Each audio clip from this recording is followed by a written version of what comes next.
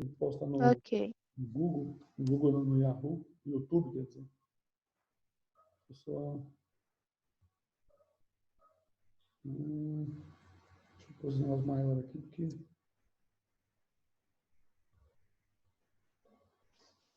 Beleza. Bom, aqui na página, aqui no nosso livro do módulo 1, capítulo 2, né, da página 10, dando continuidade aqui na página 10 do livro, o tema que está sendo abordado é sobre o cotidiano e o conhecimento, né? Vou só estar dando uma lida para você aqui, para não podermos estar comentando sobre isso. Vou ler aqui a primeira parte aqui. A princípio, o problema do conhecimento não se mostra tão importante para o nosso dia a dia. É o que nós vimos na aula passada, né, que a questão do conhecimento, aquela coisa que está intrínseca em nós não precisamos estudar para poder viver o nosso dia a dia, estudar as questões das coisas que já são notórias e que são natas em nós, né? São coisas naturais em nós. Não há necessidade de se estudar, né?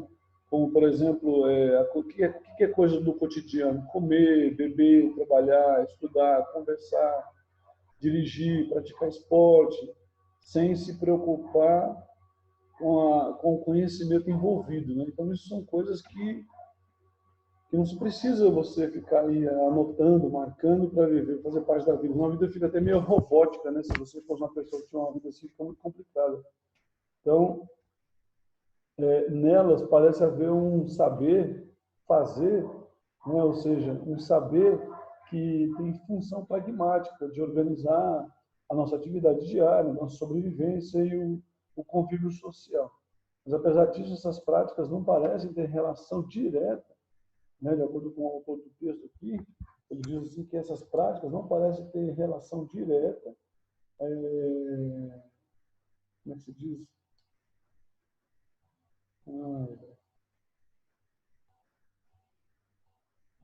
Deixa eu ver, eu me perdi aqui, deixa eu só... Apesar disso, essas práticas parecem não ter relação direta, nem tampouco depender do pensamento filosófico e refletivo que se orienta pela pergunta, né? O que é conhecimento? Você pode ver que dentro dessa área de conhecimento, algumas pessoas, elas se destacam não pelo fato de viver o seu cotidiano, de viver a sua vida diária, de seguir os seus caminhos. Ninguém se destaca por viver normal, né? Ninguém se destaca no conhecimento ou no aprendizado simplesmente por viver a sua vida normal. As pessoas que se destacam têm uma passagem que diz assim que Jesus Cristo, quando ele era criança, ele crescia em graça e sabedoria diante de Deus e dos homens. Então, ou seja, dentro dessa questão não é porque Jesus Cristo ia no templo judaico, porque fazia coisas de judeu, mas ele crescia no que se diz respeito em relação aos seres humanos. Por exemplo, o que é crescer em relação aos homens, né? Porque aqui você vê nessa passagem, fala que ele crescia diante dos homens e de Deus, em graça e sabedoria. O que é crescer em graça e sabedoria diante de Deus e dos homens? É você se destacar no que se diz respeito àquilo que não faz parte do cotidiano apenas. Jesus, quando era criança, você vai ver uma passagem bíblica lá que fala que ele estava discutindo com os sábios, né? Com os sábios entendidos da lei. Isso não é uma coisa comum, né? Uma criança fazer isso. Então, ele se destacava por questão de que a pessoa, o saber e o conhecer, que vai além do nosso cotidiano, é aquilo que nos faz destacar em assuntos pertinentes. Por exemplo, digamos que eu sou professor de história. E aí eu não me destaco como professor de história diante de uma pessoa que não é formada em história. O cara começa a falar de história para mim, eu não sei responder algumas questões para ele. Como é que eu posso mostrar que eu sou diferenciado, que eu tenho crescimento e preciso disso? Então, dentro dessa questão do saber, você precisa aqui o autor aqui mostrar aqui que você fazer aquilo que faz parte do seu dia a dia, que nem hoje está acontecendo, não é? Por exemplo, algumas pessoas falam hoje, dentro da polêmica, que o Sérgio Moro é o herói nacional, né? Mas por que ele se tornou um herói nacional? Ele se tornou um herói nacional por falta de haver juízes que deveriam fazer aquilo que foram chamados para fazer e não faziam. Então, na verdade, o Sérgio Moro não é um herói nacional. né? O Sérgio Moro, ele era pago, ele fez o que era pago para fazer. Mas ele se destacou como juiz, como herói, por quê? Ele se destacou como herói pelo fato de que quase nem todos fazem o que devem fazer com algum tipo de pessoa, né? Como é uma pessoa poderosa, como é uma pessoa iminente. Muitas pessoas abrem mão de fazer o que tem que fazer para poder privilegiar tais pessoas. E ele simplesmente fez o serviço dele. Então, nós estamos vivendo uma falta de discrepância, né? De realidade tão profunda no nosso dia a dia, que quando a gente faz aquilo que nós devíamos fazer, nós somos elogiados, né? Por causa da falta de, por exemplo, você está no trânsito, aí chegou na faixa de pedestre, você parou seu carro para o pedestre atravessar. Você fala, nossa, que cara educado. Não, peraí, não é educado. Ele fez aquilo que se deve fazer realmente. A faixa de pedestre está ali porque na faixa de pedestre, quando tem um pedestre atravessando, a lei diz que o condutor do veículo tem que parar. Não é verdade? Então, hoje nós estamos vivendo uma falta dessa função pragmática, né, de nossas vidas normais, de tal forma assim, tão normal, que quando a gente é normal, nós somos elogiados, né? E nem, por exemplo, você é uma menina estudiosa, né, uma menina que faz todas as atividades que a gente pede, da turma toda é a que mais faz atividades. Aí o professor chega e fala, pô, Laís, você é uma menina dedicada, você é uma menina estudiosa. Mas por que tem esse destaque? De você estar fazendo aquilo que você é mesmo, você é estudante. Um estudante precisa de seguir, né? O estudante precisa seguir esse movimento dentro daquilo que ele está inserido. Então, quando você faz aquilo que você devia estar fazendo, você é elogiado. Por quê? Porque 90% dos alunos não fazem, né?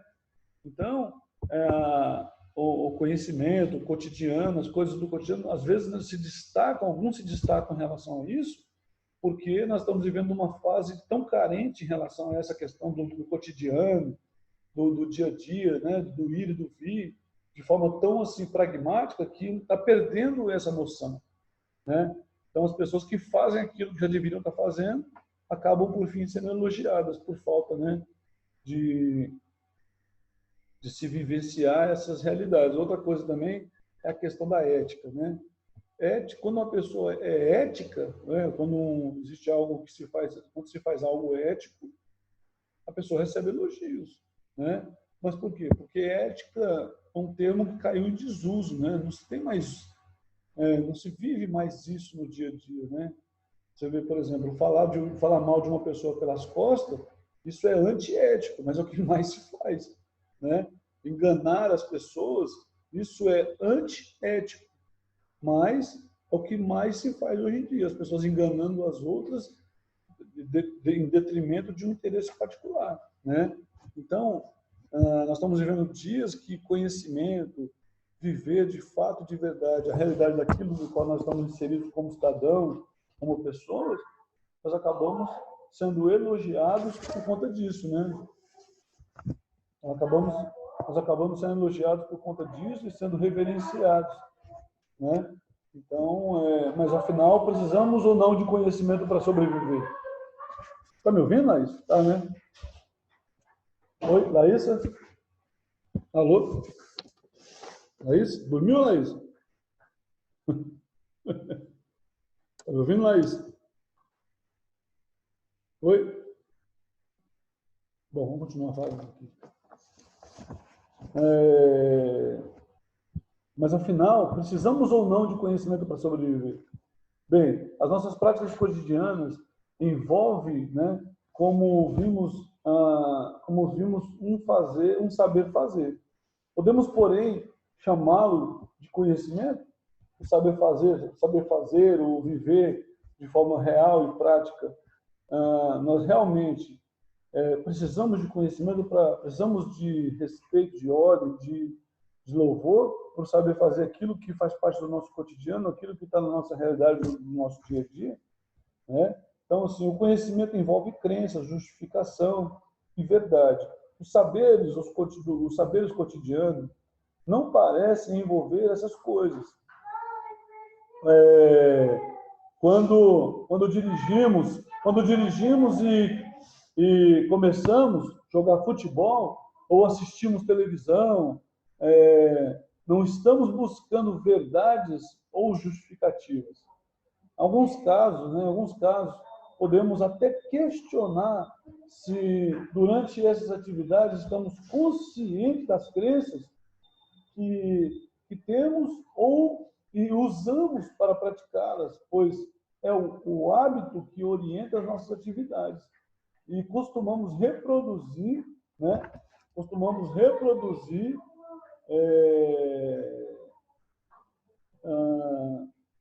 em alguns casos, nós questionamos, nós costumamos reproduzir algumas práticas automaticamente, que nem, por exemplo, né?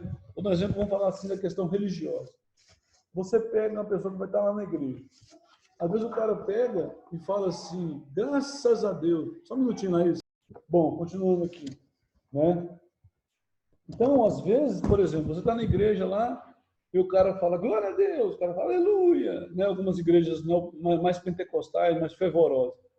Paz do Senhor, né? Existem algumas questões dentro dessa prática religiosa que a pessoa às vezes faz isso, que é nato dela, faz parte do... Virou uma coisa impulsional, é que nem falar bom dia. Às vezes o cara fala paz do Senhor, é como se ele estivesse falando bom dia. Que nem muitas pessoas falam bom dia. Não é porque as pessoas desejam um bom dia. Virou uma coisa tão apta, tão prática no nosso dia a dia, uma coisa tão... uma atividade que a gente reproduz ela de forma tão autônoma, né, automática, que a gente nem fala às vezes porque está querendo aquilo mesmo.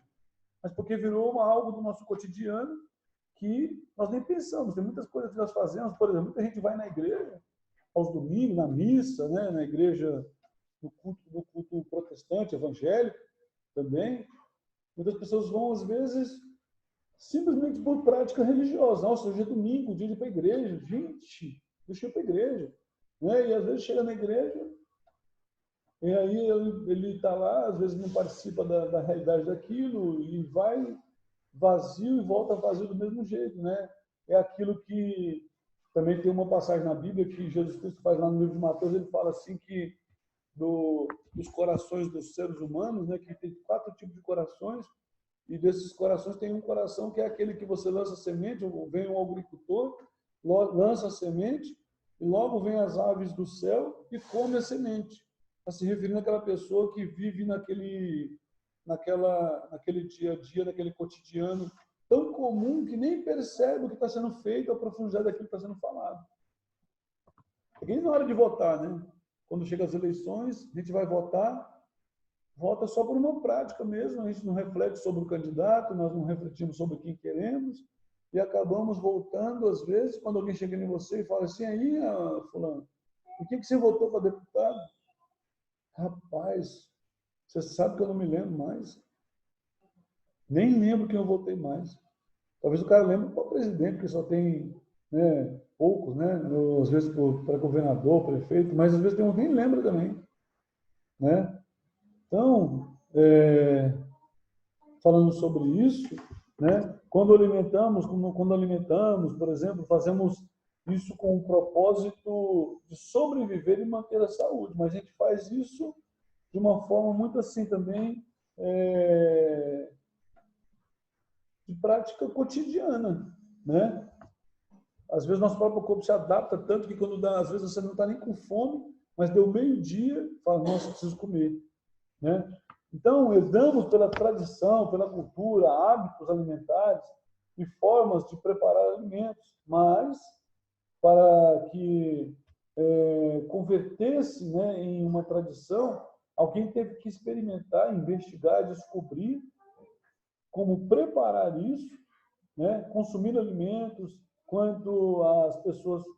consumindo alimentos. Quantas pessoas que morrem, né, envenenadas ou adoecem desde o surgimento dos Homo sapiens até que pudéssemos aprender quais alimentos saudáveis e nocivos, né? Quais eram os alimentos saudáveis e nocivos. Então, aquilo que a gente hoje vive e pratica de forma espontânea e totalmente natural, no início precisou-se de conhecimento para se fazer. Por exemplo, vou dar um exemplo para vocês. Digamos que você está numa mata, perdida na mata, na floresta, né? Perdida na floresta.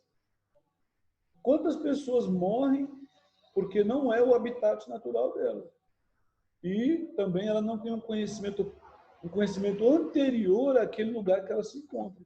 Então, o cotidiano e o conhecimento são duas coisas que estão muito bem distantes às vezes, né? Porque às vezes o cotidiano é resultado, aquilo que você vive no seu cotidiano é resultado de práticas antigas, práticas anteriores, né? Que precisou se desenvolver para se tornar algo contínuo, né? Do nosso cotidiano. Né? Que nem, por exemplo, quem andou de avião pela primeira vez, quem inventou o avião, que correu o risco, né, de ir a uma altitude perigosa e cair, né, sabendo os riscos, o primeiro homem que foi ao espaço, né, que hoje se faz isso de forma tranquila, não tem mais aquele pânico, não tem aquelas surpresas, né? O primeiro homem que dirigiu o primeiro carro inventado, né? O primeiro carro que foi inventado, quando viu o carro andando, o cara dirigiu aquela máquina, colocou em risco para estar naquela máquina. Hoje é uma prática comum, apesar de muitos acidentes acontecerem ainda assim, até pela falta de atenção, né? Que nem, por exemplo, quem comeu a primeira batata, né? O cara que tomou primeiro, chupou o primeiro limão, que o primeiro quiabo, coisas que você vê aí, que o cara que comeu a primeira ostra, né? Hoje as pessoas fazem isso de forma muito natural. Então, o nosso cotidiano, ele é resultado de uma construção do conhecimento, né? Resultado da construção de um conhecimento anterior que o antecede, né? De uma construção de um conhecimento antecessor, que o antecede, e não é algo que é nato de nós todos. Apesar de hoje, né, se tornou uma coisa muito comum, mas até porque também, por exemplo, quando nos colocam em culturas diferentes, né, esse conhecimento anterior, ele pouco serve em nós. Né? Quando você está numa cultura anterior, uma cultura nova, você vai, digamos, você vai estar num habitat aí, digamos até que no Brasil mesmo, né? Nas tribos indígenas aí, que a pessoa tem muitos costumes, né? Que o cara faz aquela comida, aquela bebida, e você não está apto com aquilo, você passa mal, são coisas, então, que nós podemos entender o que dentro dessa apresentação aqui, né? Dessa apresentação desse autor aqui, que fala de conhecimento cotidiano, dentro dessa lógica filosófica. Então, nós podemos chegar à conclusão que o cotidiano nosso, ele é resultado de experiências anteriores. Né? Hoje você não, aparentemente parece que você não precisa ter tanto conhecimento para fazer aquilo que é comum a você, mas já houve tempos que antes disso se tornar comum, foi testado por alguém, foi avaliado por alguém, foi pensado por alguém. Então, tudo que nós vivemos nos dias de hoje são resultados de coisas que já foram pensadas, né? Paulo Gabriel. Vou parar aqui, deixa eu dar um pause aqui. Estamos trabalhando aqui, Paulo, a respeito do cotidiano e conhecimento do nosso livro do capítulo 2, do módulo 1, de filosofia, da página 10, que a gente está trabalhando. Estamos trabalhando a questão do cotidiano e o conhecimento. Dentro dessa lógica filosófica, estava até falando com a Laís aqui, que o conhecimento, né, o cotidiano, nosso cotidiano, nossa vida diária, comer, beber, dormir, andar, dirigir, fazer aquelas coisas que parece que você não precisou estudar para fazer aquilo, não faz parte do seu cotidiano, e você desenvolve de forma muito natural, é resultado de um conhecimento experimentado anteriormente. Né? Anteriormente, todos experimentaram esse conhecimento, algo que virou prático no nosso dia a dia. Então, nós estamos trabalhando sobre isso, falando sobre a questão de que nós precisamos ver isso aqui. Eu vou até voltar a ler aqui um pedaço aqui rapidão para você aqui, que fala assim, ó, mas afinal, precisamos ou não de conhecimento para sobreviver? Bem, a nossa prática cotidiana envolve, como vimos, um saber fazer, né? Um saber fazer. Podemos, porém, chamá-lo de conhecimento? O conhecimento envolve crença, justificação e verdade. Os saberes cotidianos não parecem envolver essas coisas. Se você olhar de forma geral, parece que aquilo que você faz no seu dia a dia, comer, beber, ligar um filtro para beber uma água, um bebedor, atravessar uma rua, né, ligar uma televisão, não parece que é uma coisa assim, para quem olha, não parece ser uma coisa difícil, parece uma coisa que está natural do ser humano, não é? Não é verdade? Sim, sim. Não é? Mas se você for perceber, você vai ver, por exemplo, hoje nós usamos celulares, né? Nós temos, que nem estamos usando aqui, ó, o Zoom, né? Equipamentos que facilitam a vida. Parece ser uma coisa muito comum, né, no nosso cotidiano. Não parece que alguém teve que fazer um curso para poder aprender a usar um celular, fazer um curso para usar as redes sociais, fazer um curso para gravar uma aula, uma coisa assim. Não parece uma coisa tão difícil assim, né? Porque E hoje em dia os celulares muitas vezes trazem a maioria dos nossos conhecimentos que, tipo, por meio de sites ou pesquisas, nós conseguimos captar esse tipo de conhecimento, né? Dependendo do conhecimento, claro. sim, então, mas não parece que envolve um estudo mais aprofundado, né? Por quê? Porque isso é uma prática que já foi sendo desenvolvida anteriormente, né? Que virou comum. É uma prática tão comum na nossa vida, tão repetitiva, né?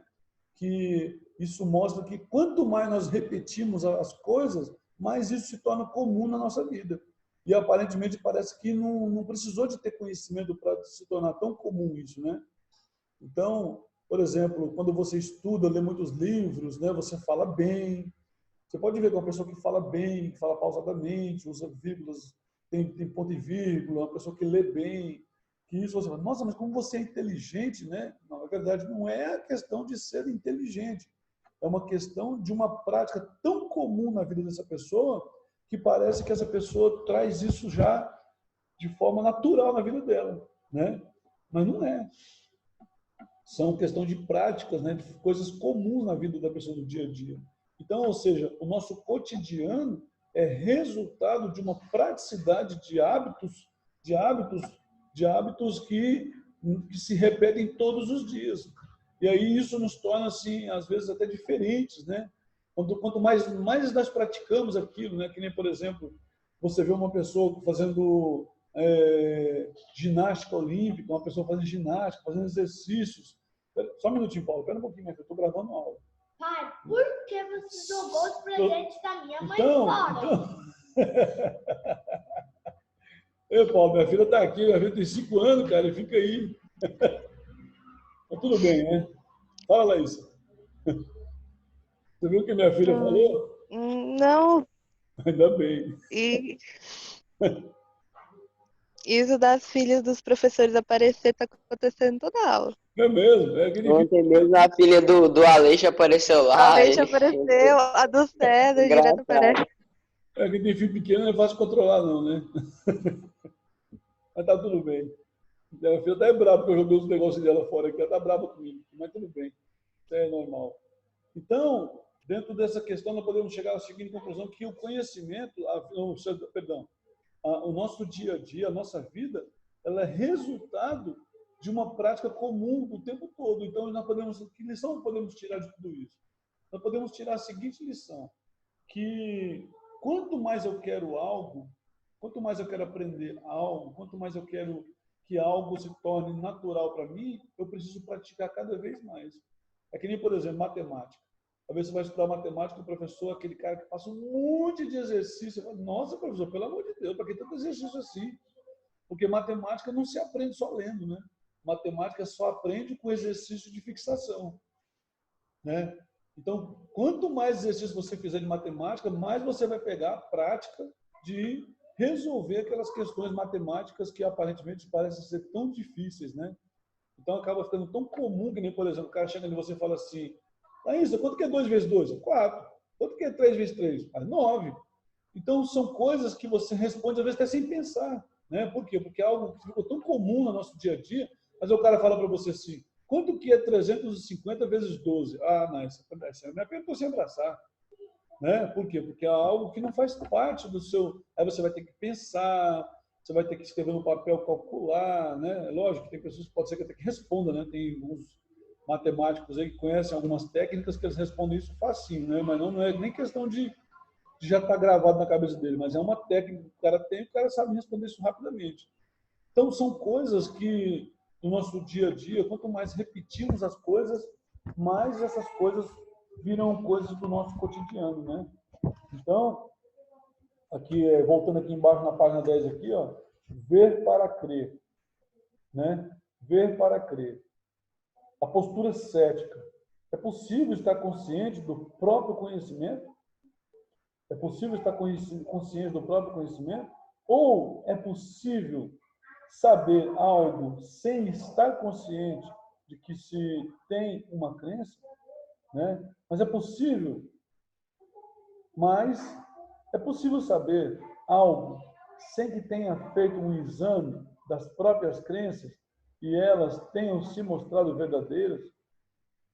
Como temos acesso ao verdadeiro? Né? Como é que temos acesso ao verdadeiro? Para Platão, crer em algo é pressuposto para que se tenha algum conhecimento. Ou seja, as pessoas não acreditam, não têm conhecimento daquilo que elas não acreditam. Né? Então, para você ter um conhecimento de algo, você precisa acreditar para você buscar esse conhecimento. Que nem, por exemplo, por que muitas coisas não fazem parte do nosso conhecimento, do nosso dia a dia? Porque não são coisas dentro das nossas crenças, né? Até estudar mesmo. Por que tem gente que estuda e não aprende matemática, não aprende falar inglês, não aprende essas coisas nunca? Porque são coisas que não fazem parte das suas crenças, do seu querer, da sua vontade. Eu me lembro que eu já dei aula, quando eu dei aula nos anos que foi em 2009. Eu dei aula para uma turma de ensino fundamental, 8º ano. Aí a menina falou assim: professor, para que eu vou estudar história? Para que eu vou querer aprender história se isso não faz parte da minha vida? Eu falei: não faz parte da sua vida história? Eu falei para ela assim: como é que você sabe que o seu pai e a sua mãe são seus pais? Aí ela não soube responder. Eu falei assim: olha, é uma questão histórica. Você nos últimos anos, você vem crescendo junto com eles, e se alguém te pedir para você provar que é filha deles, o que você faz? Você mostra um documento que foi gerado no dia do seu nascimento, ou seja, um documento histórico. Então, a história está em todo lugar, ela é importante em todo tempo. Como você fala que é história, para que aprender história, se história não é importante para você? Então, por que a menina não aprendia história? Porque ela não tinha uma crença de que a história era importante para ela. Então, de acordo com o que Platão fala aqui, ele fala que para eu aprender algo, eu preciso acreditar em algo. Né? Eu preciso de acreditar naquilo. Então, muitas vezes, nós como estudantes, né, temos algumas dificuldades em aprender alguns conteúdos, até por falta de crença, por não acreditar na importância daquilo, por não levar aquilo tão a sério, e às vezes, assim, não desejar, né, que isso é importante para nós. Então, a gente acaba tendo alguma dificuldade de aprender. E não se dedica, não se importa, não se interessa. Né? Tanto que, muitas vezes, nós aqui no Brasil, geralmente vamos nos preocupar com muitos casos, né? Na época que eu vim, eu mesmo fui me preocupar em aprender as coisas. Não foi na minha época de vida estudantil. Foi depois de já mais velho que eu fui perceber como o conhecimento era importante. Tanto que eu me dediquei mais depois de mais velho. Mas quando era jovem, rapaz, eu para a escola não estava nem aí. Era um péssimo aluno, né? Era um péssimo aluno, levava mais advertência e suspensão do que tudo. Então, isso me trouxe prejuízo, né? Porque eu fui retomar os estudos, já estava com 23 anos de idade, 24 anos de idade, eu fui voltar a estudar de novo, né? Voltar a estudar para poder terminar o ensino médio, porque eu não tinha terminado. Depois fui cursar uma faculdade, mas olha a idade que eu já estava adulto, né? Minha vida escolar, eu perdi minha vida escolar. Né? Eu podia ter tido me formado aí, tido outras oportunidades melhores quando mais jovem, mas fui procurar estudar depois de mais velho. Até por falta de crenças, né? Então, o que Platão fala aqui, para Platão, crer em algo é pressuposto para que se tenha conhecimento. Então, às vezes, as nossas faltas de crença, a falta da nossa crença naquele conteúdo, naquilo que é ensinado, isso traz danos para nós, isso nos impede de aprender, né? Por exemplo, hoje você vai ver jovens aí, você põe um celular na mão do cara, põe um joguinho de videogame aí, Free Fire, seja o que for, o cara arrebenta. Por quê? Porque ele tem muita habilidade naquilo. Por que ele tem muita habilidade naquilo? Porque faz parte da crença dele, ele crê. São coisas que faz parte da vida dele, que ele gosta, que ele ama, e ele desenvolve, ele gasta dinheiro com aquilo, ele ele está batendo recordes, tem alguns já estão até milionários, você vai ver no YouTube aí, tem caras que estão milionários com isso. Por quê? Porque aquilo que você acredita, você se empenha, né? Então, de acordo com Platão, para se ter conhecimento, precisa crer, ter crenças, né? E é imprescindível, né? Ele diz que é imprescindível, né? No entanto, justificar essa crença por meio de evidências e argumentos corretos e coerentes. Então, ou seja, não adianta só eu dizer, eu amo matemática, como matemática é boa, né? Aí o cara fala para você assim, você conhece a teoria de Bhaskara? Não, cara, eu não sei nada de ciência, não, eu sou bom, eu gosto de matemática. Não, mas Bhaskara é matemática, né? Aí o cara fala para você, você conhece a regra lá como é que se fala? A regra de três, você conhece as parábolas, né? Você conhece parábolas, essas coisas todas, o cara não sabe nada disso, né? Ou seja, ele acha bonito, mas ele não conhece.